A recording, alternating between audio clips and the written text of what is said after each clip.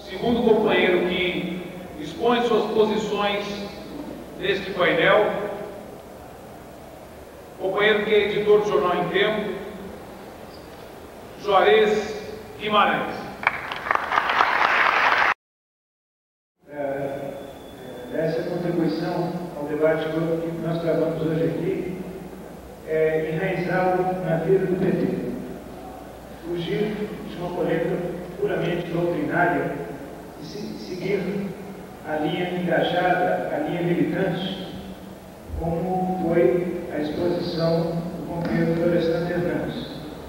Eu acho que o nosso interesse é tornar esse debate acessível aos milhares de trabalhadores que se formaram na década de 70 e 80 e que compõem uma vanguarda fascista muito expressiva, uma acumulação histórica da vanguarda socialista no Brasil muito importante, muito decisiva. E nós temos várias e fortes razões para trabalhar para esse enraizamento do debate. O PT é um dos fóruns mais adequados ao aprofundamento do debate e à defesa do marxismo. Em primeiro lugar, porque esse partido, que completou recentemente 10 anos, não tem nenhuma autocrítica de fundo a fazer. Teve, desde a sua origem, uma característica anti-stalinista. A sua concepção do socialismo, que foi sendo construída por esse partido, foi sempre marcada por fortes elementos libertários. Portanto, nenhuma consciência de culpa nesse momento, nenhuma grande autocrítica a fazer da história do PT. Em segundo lugar, é um partido que conseguiu construir uma cultura democrática interna muito forte, muito profunda. E nós precisamos da plena liberdade de crítica, da liberdade de pensamento total nesse debate.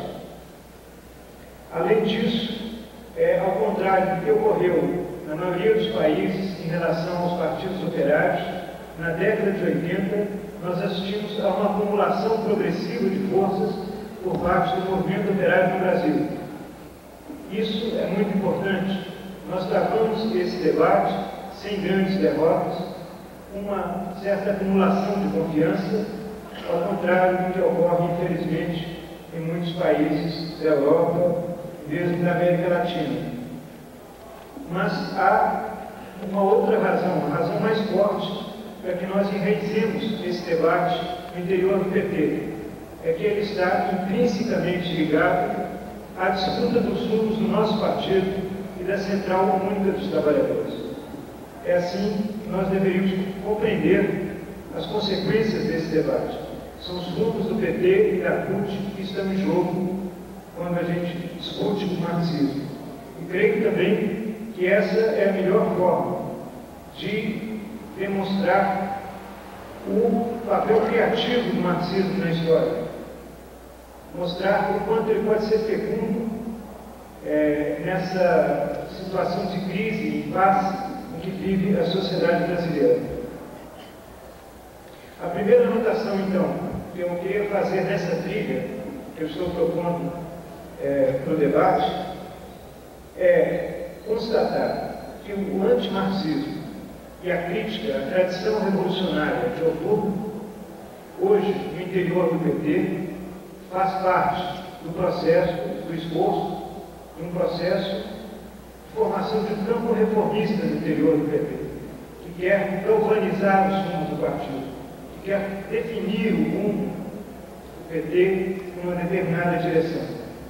Eu utilizo a palavra campo exatamente para dar a dimensão que se trata de uma corrente de informação com posições não cristalizadas e que é bastante heterogênea.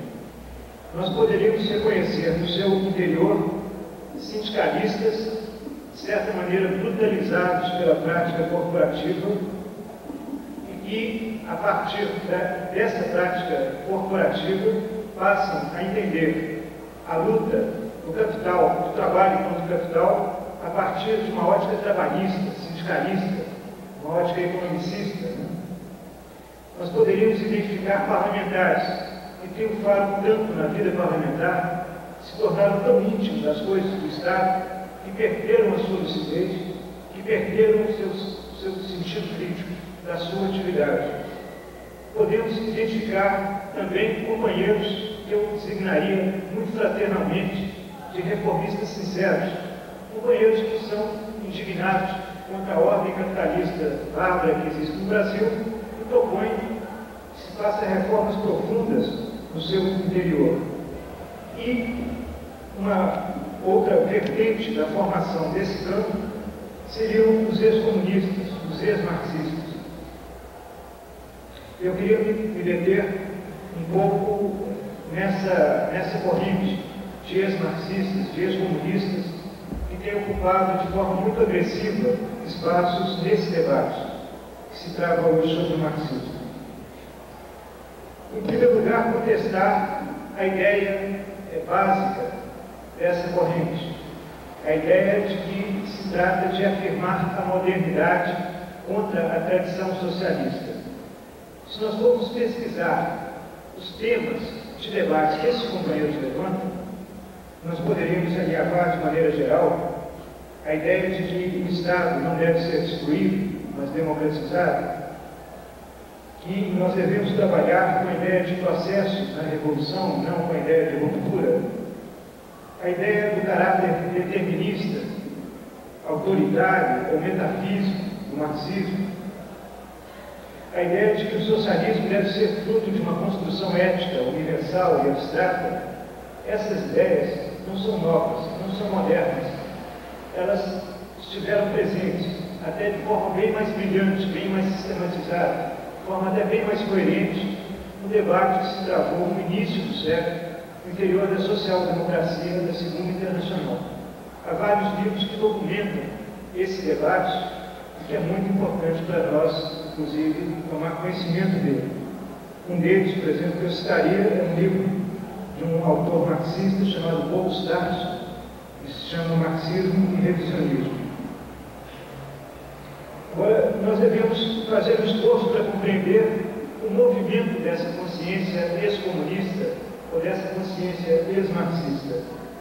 Eu me lembro de um ensaio que eu li do historiador Isaac Deutsch, da década de 50, que se referia a esse fenômeno de militantes que davam as costas ao comunismo, ao marxismo, e ele chamava a atenção que esses companheiros, muitas vezes, regrediam até posturas menos radicais do que os democratas burgueses, os democratas sinceros burgueses, na sua postura de indignação perante a ordem. E, às vezes, recuavam até para aquém de posições de definição de antagonismo perante o mundo burguês.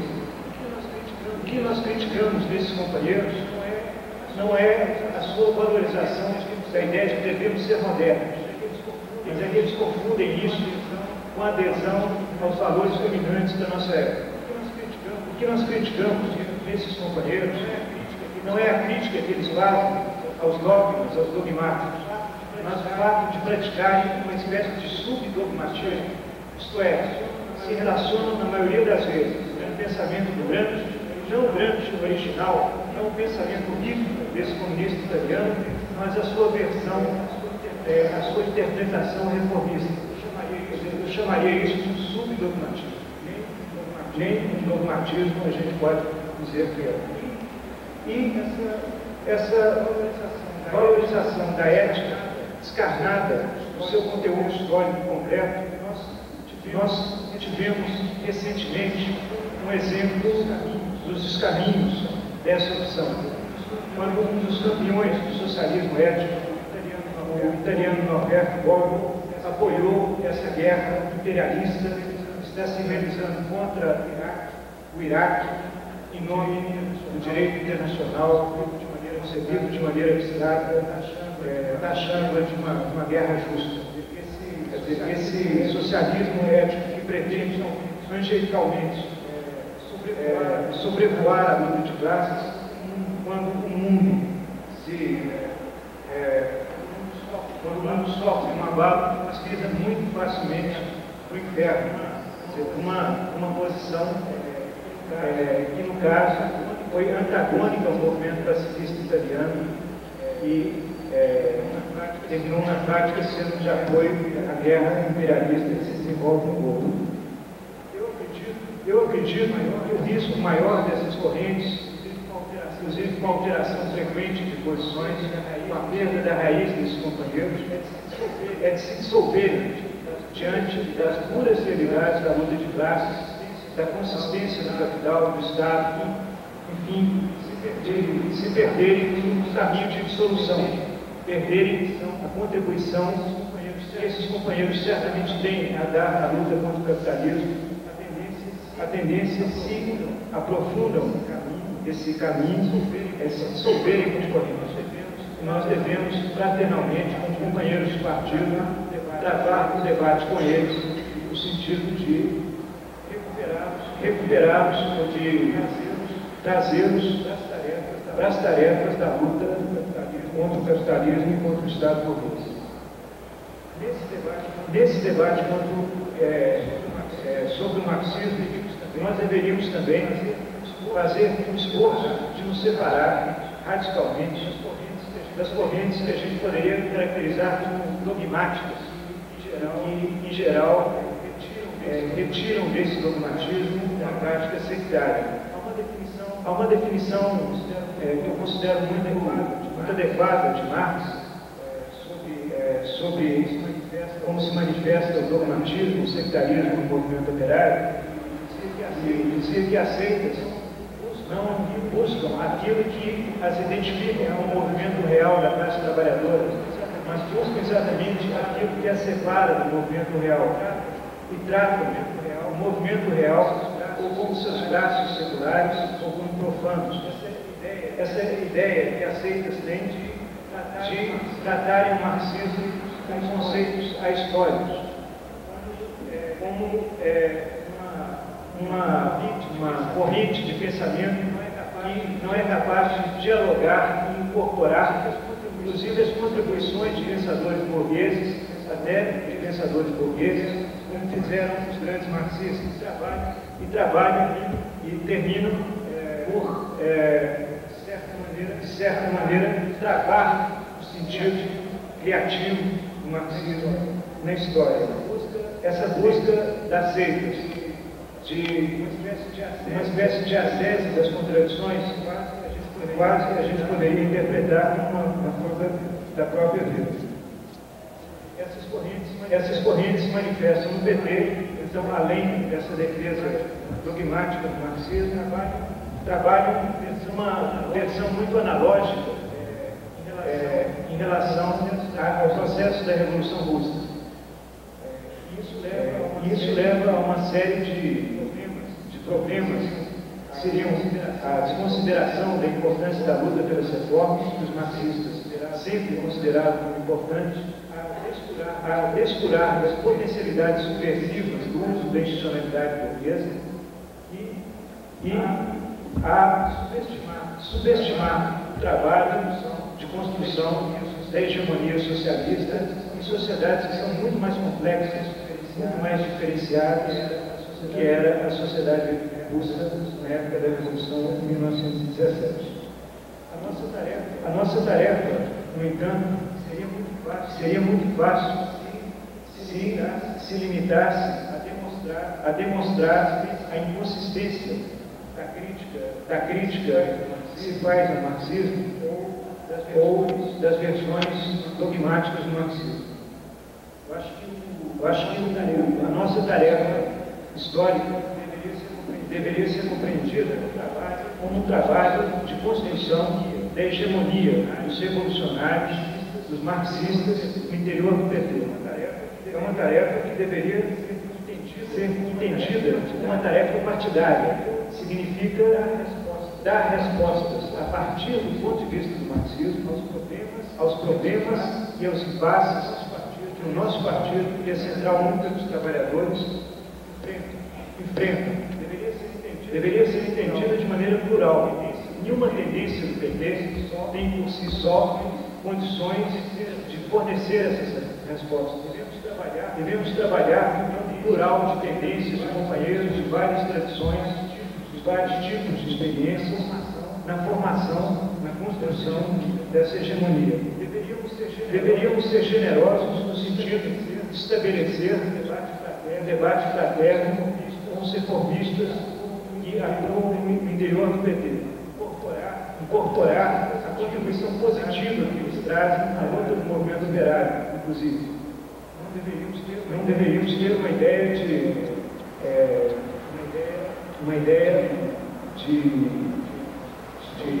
excluirmos do PT, mas reconhecê-los como parte das contradições do nosso movimento, parte legítima das contradições do nosso movimento, que reflete, inclusive, graus diferentes da evolução da consciência socialista dos trabalhadores.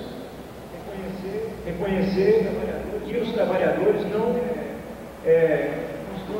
constroem a sua consciência socialista de forma homogênea, mas de forma bastante diferenciada, e os socialistas, os marxistas, têm que ter a sensibilidade de saber trabalhar com essa extrema diferenciação de consciência. E esse trabalho de construção dessa hegemonia dos marxistas no interior do PT deveria se cruzar com a imensa tarefa civilizatória que o nosso partido tem diante da sociedade brasileira nessa década que se inicia.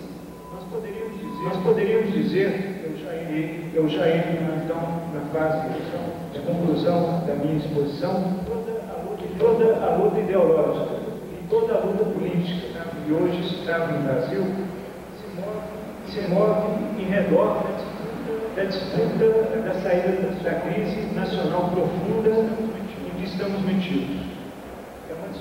É uma disputa sobre a correlação de forças políticas, mas também sobre os fundamentos, os princípios que devem orientar a saída da crise em que a sociedade brasileira vive mergulhada. Porque é uma crise total, uma crise de valores, uma crise ideológica, uma crise econômica, política, social, que nós conhecemos bem no nosso dia a dia. Deveríamos reconhecer que assistimos atualmente a um período de impasse da luta de classes que deve se estender ainda por um bom período. Se as classes dominantes estão unificadas ideologicamente no projeto de buscar uma saída da crise através de uma inserção passiva da economia brasileira no mercado mundial, com tudo o que isso significa de barbárie para a nossa sociedade, no sentido de que o conceito de nação das classes dominantes passa a ser cada vez mais redefinido, no sentido de abarcar apenas aqueles setores sociais que seriam assimiláveis por essa modernização a partir da ótica e da dinâmica do mercado internacional. Então, se reconhecemos que as classes dominantes brasileiras estão unificadas ideologicamente em torno a esse projeto ainda carece de viabilidade econômica, as classes dominantes ainda carecem de unidade política, estão extremamente fragmentadas politicamente, isso inclusive se revela a sua fragmentação partidária, e principalmente essa saída tem um pressuposto, essa saída burguesa para abater a curva ascendente de acumulação de forças do movimento operário conquistada ao longo da década de 80, que levou quase um impulso memorável à luta à presidência da República.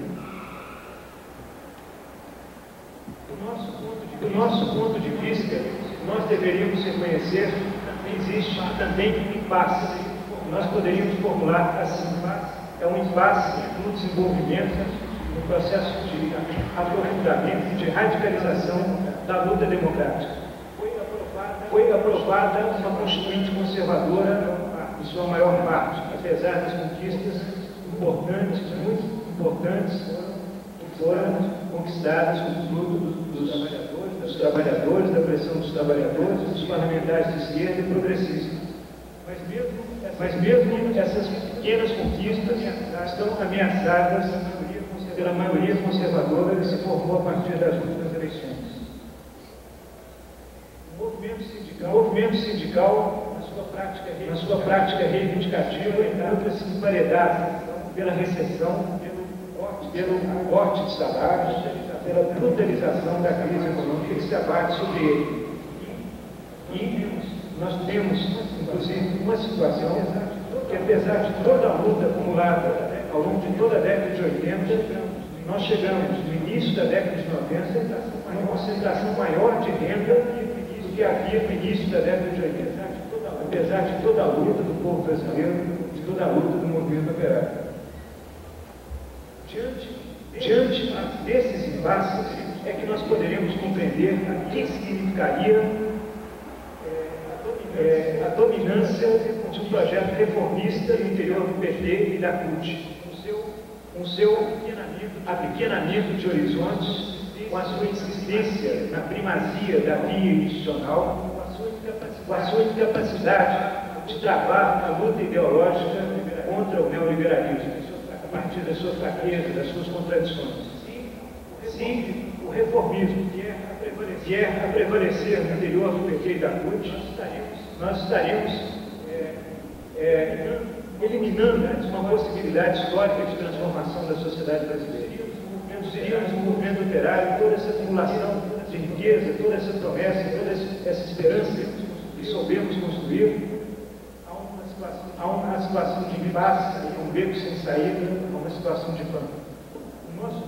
O nosso desafio, então, está exatamente aí, furar o bloqueio da luta democrática, recuperando e aprofundando nosso partido, com a identidade socialista, alargando o seu horizonte programático, no sentido de trazer para o nosso movimento a luta contra o Estado burguês e a luta contra os monopólios, contra o poder dos monopólios. Conseguir deslocar o eixo institucional que vem predominando no nosso movimento nos últimos anos, o eixo da luta de massas, o eixo da luta social. E, finalmente, exercer todo um trabalho criativo de auto-organização, de construção dos núcleos do PT, de armamento organizativo do nosso partido para enfrentar essas duras tarefas da luta de classe que se apresentam. Nós poderíamos dizer que, enfrentando esse desafio, que o marxismo poderá se enraizar na cena brasileira, poderá se universalizar, tornar-se uma força criativa na história. E para isso, nós vamos precisar de muitas iniciativas como essa, vamos precisar de todos os frutos da nossa inteligência, toda a nossa capacidade criativa, toda a nossa capacidade de organização, trabalho de organização e a força que nos dá o sentimento de indignação que são cotidianamente renovados perante essa ordem capitalista bárbara que nos assola a cada dia. Então, deixar então essa contribuição para o debate.